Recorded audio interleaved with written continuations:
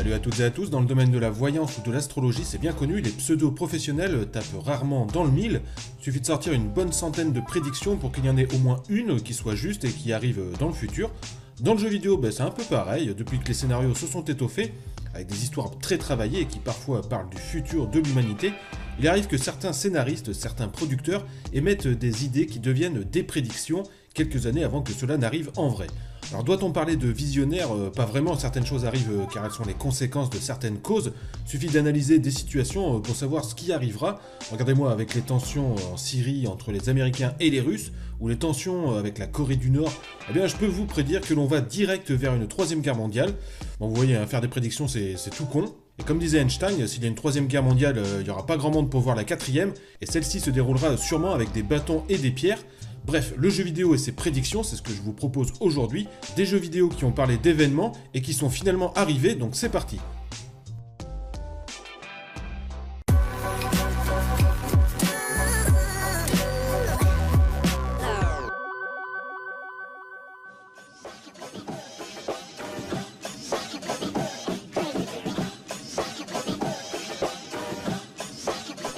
Alors le jeu Perfect Dark est sorti en 2000 sur la Nintendo 64, un jeu mettant en scène plusieurs missions d'antiterrorisme, de défense du territoire américain, d'espionnage, avec Joanna Dark en héroïne, et l'histoire se déroule en 2023. Mais le jeu a une vision, le président des États-Unis d'Amérique est noir, et oui, il s'appelle Josh Clanton, sûrement en rapport avec l'ancien président Bill Clinton, il est donc afro-américain, il a 50 ans, et doit échapper à des tentatives de kidnapping.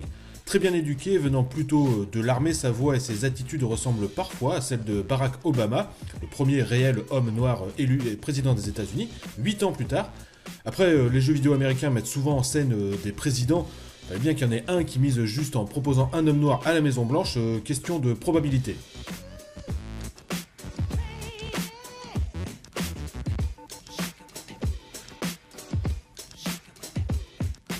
Sid Meier, le spécialiste des jeux 4X, ou des jeux de stratégie en temps réel ou au tour par tour, bref, créateur de civilisation, fondateur de Microprose, l'homme est plutôt visionnaire dans le jeu vidéo. Un de ces jeux qui est peu connu, il s'agit de Alpha Centauri, sorti en 1999, c'est un 4X se déroulant dans l'espace avec des mécaniques de jeu très complexes et en avance sur son temps pour certaines choses, dont la biogénétique, puisqu'en effet un projet de recherche dans le jeu permet de mettre au point le projet génome humain, en gros le séquençage complet de l'ADN 4 ans avant qu'il ne soit réalisé dans la vraie vie. Alors en fait, Alpha Centauri a prédit quelque chose qui avait déjà été lancé en 1990 et qui mettra finalement 13 ans à aboutir en vrai. Les développeurs ont juste fait de bonnes recherches sur les technologies du futur. C'est donc plus un travail de fond bien réalisé par l'équipe de Sid Meier qu'une véritable prédiction.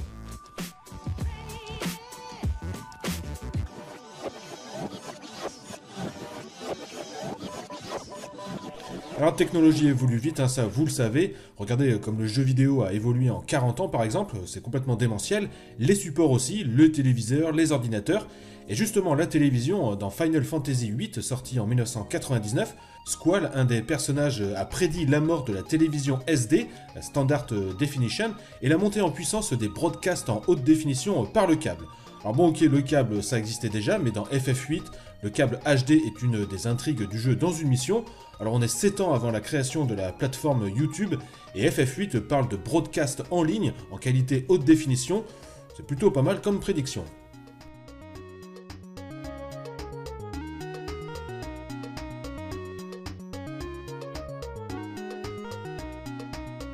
Alors si vous suivez l'actualité, vous avez peut-être entendu de ce qui se passe au Venezuela, du fait que le pétrole coûte pas cher. Le Venezuela, dépendant à fond de l'or noir, est en grosse crise et son président cherche à devenir dictateur, ce qui enrage plutôt pas mal les États-Unis.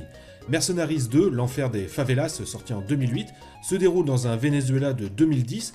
Alors le jeu a en effet prédit que le Venezuela et son président d'alors, Hugo Chavez, allaient nationaliser les installations pétrolières, autrement dit celles des Américains, sans compensation.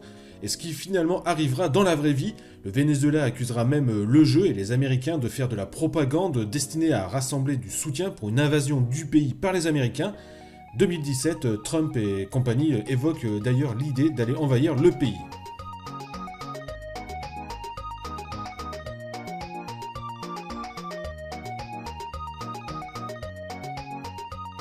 Alors Alors prévoir la mort de quelqu'un, bon c'est pas très compliqué, on va tous mourir.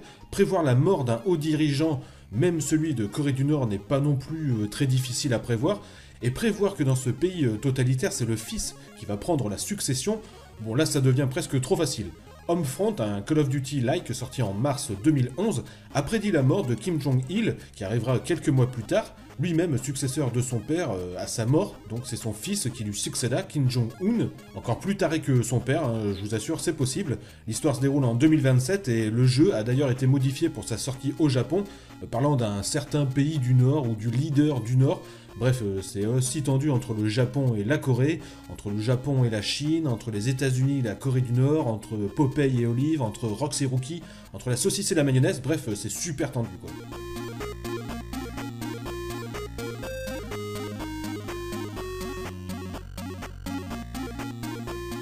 Alors, autre thème que l'on côtoie à tout bout de champ si on apprécie les émissions de merde, c'est la télé-réalité.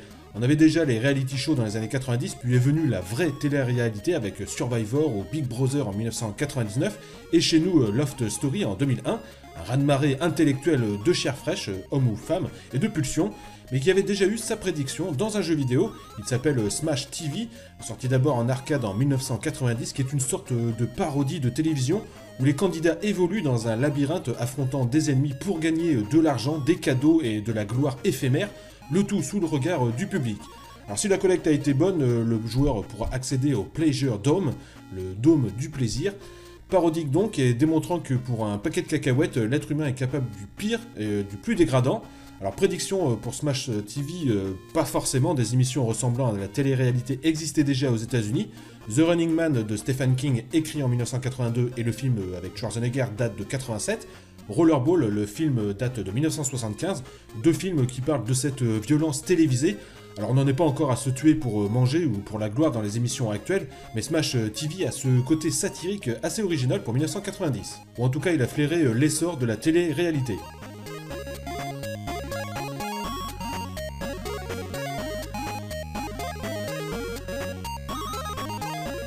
Alors parler de la guerre et prédire les conflits à venir, voilà un thème qui revient assez souvent aujourd'hui. Prévoir dans quel pays la Russie va-t-elle faire preuve d'ingérence politique, quel prochain pays va-t-elle envahir ou aider à faire la guerre, c'est assez difficile à dire. Tom Clancy's Ghost Recon, le tout premier jeu de la série sorti en 2001, a réussi à le prédire.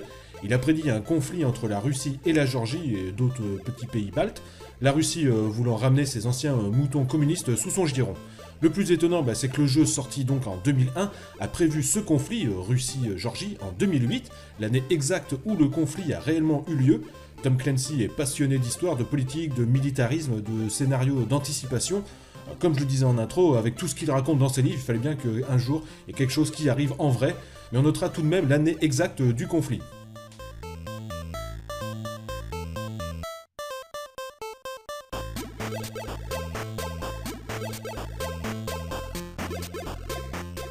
Alors là maintenant on commence à taper dans les jeux qui prédisent vraiment des choses assez étonnantes, des jeux qui ne prédisent pas une seule chose à la volée comme ça, le hasard comme par hasard, j'ai prédit, c'est un coup de bol. Non, les trois derniers de ce top 10 sont très intéressants car ils ont eu des prédictions plusieurs fois.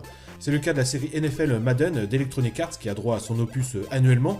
Et bien sur les 13 derniers jeux, NFL Madden a réussi à prédire 8 fois qui allait gagner le Super Bowl, la grande finale de football américain. C'est plutôt pas mal compte tenu qu'ils ont aussi prédit à peu près les scores de ces Super Bowls. Alors le directeur de la série dira que le jeu prend en compte toutes les statistiques réelles, des mises à jour qui sont régulières. Bref, un gros travail de fond encore une fois qui arrive à calculer le résultat quasi chaque année. Ça peut donner des idées aux bookmakers. En 2016, le Super Bowl 51 a vu la victoire des Patriots de la Nouvelle-Angleterre. Et bien le jeu Madden l'avait encore une fois prédit. Ils sont quand même trop forts les mecs chez Electronic Arts.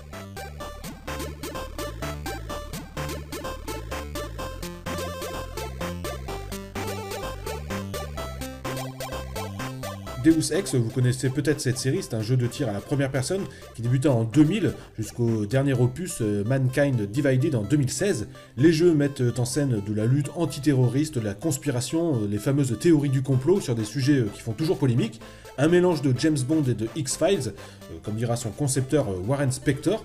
Les histoires se déroulent dans le futur, entre 2030 et 2050, et la série a prédit quelques trucs intéressants. Alors dans Human Revolution, sorti en 2011, le jeu parle d'un certain Justin Trudeau, Premier ministre actuel du Canada, et qui se réalisera 4 ans plus tard en vrai. Bon alors Justin Trudeau était en 2011 déjà dans la politique, donc un personnage déjà public, plus ou moins connu, mais le jeu quand même lui prédisait déjà un brillant avenir. Sheldon Pacotti est un des scénaristes des jeux. Le monde futuriste de Deus Ex est celui du déclin de l'humanité et de la montée de l'automatisme des machines, et donc de la chute de la valeur économique des êtres humains. C'est ce qui intéresse Pacotti. Le travail et l'effort ne suffisent plus pour l'espèce humaine, et la classe moyenne risque de disparaître. Or, notre civilisation, notre système capitaliste est énormément basé sur cette classe moyenne. S'il y a beaucoup de pauvres et un petit peu de riches, le système ne fonctionne pas. Il faut des gens moyens, qui bossent, qui payent un max, car c'est le plus grand nombre, et surtout qui ne sortent pas de leur moyenne vie. Bref, question de temps pour que les humains pâtissent de la comparaison avec les machines. Bon, mis à part ça, dans le premier Deus Ex, dans le premier niveau, on survole la ville de New York. Et un fait assez troublant, on n'y voit pas les tours jumelles du World Trade Center, alors que le jeu est sorti en septembre 2000, soit un an avant les attentats du 11 septembre. Les développeurs avaient-ils prévu ces attaques terroristes? Bon, en fait, non, pas du tout. Le développeur rectifiera la prédiction. Il s'agissait en fait de restrictions dues aux limitations techniques pour économiser de la place. Donc du coup, ils ont viré les 2 tours. Alors en parlant des 2 tours aussi, rien à voir, mais la jaquette du jeu Command & Conquer Red Alert 2, sorti aussi en 2000, avait aussi en image les 2 tours qui se faisaient carrément mitrailler, attaquer par des avions, des bombes.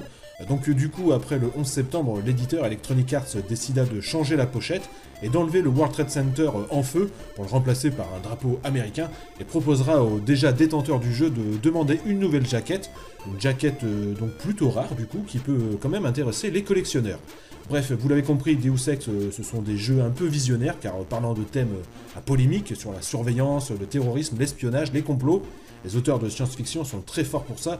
C'était déjà le cas dans la littérature par exemple, alors pourquoi pas dans le jeu vidéo.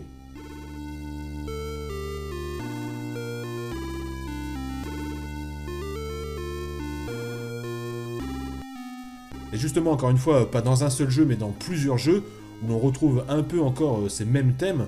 À la Tom Clancy, Hideo Kojima est passionné par les nouvelles technologies, la politique, le militarisme, et l'anti-militarisme justement qu'il veut dénoncer dans ses jeux Metal Gear.